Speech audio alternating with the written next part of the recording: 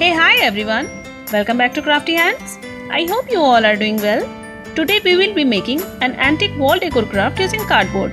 I hope you will like it. So, before we start, kindly press the like button and also share your opinion and feedback in the comment section below. Now, let's start making.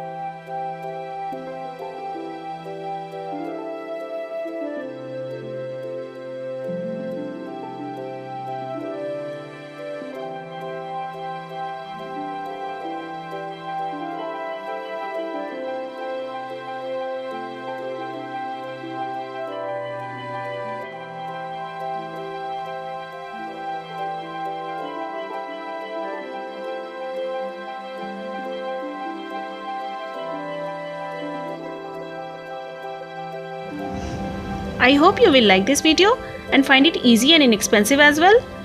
Please press the like button if you really like it and give your feedback in the comment section below. Do subscribe the channel if you haven't yet. Thank you so much for watching. See you next week guys. Till then, happy crafting. Bye bye.